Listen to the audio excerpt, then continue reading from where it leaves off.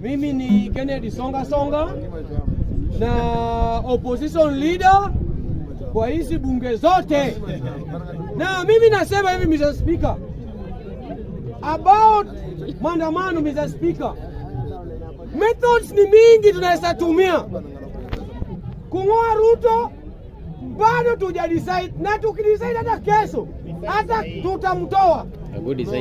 Sasa nasema hivi, wanataka tutoe methods. Jue hivi, sisi tumesajua Ruto na yeye amejua anadili na kina nani.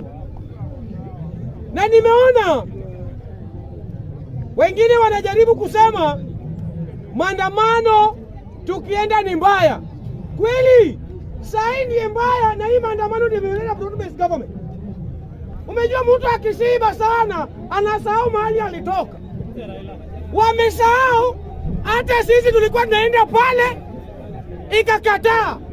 Tulijaribu mpaka tukatembea na sufuria juu ya kichwa yetu, na hiyo ni tabu kwa kimila yetu.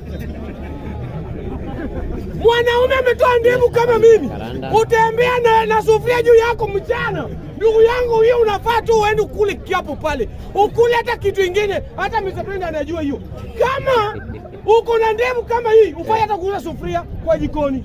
Na tulitembea na sufuria live, watu wakiona. Na Ruto alikataa broad base. Na ulikuwa na ndevu. Na kwani nilikuwa na ndevu bwana. Sasa tulia ndugu yangu. Sasa wewe tulia. Bwana, just respect mimi. Wewe nasema hivi.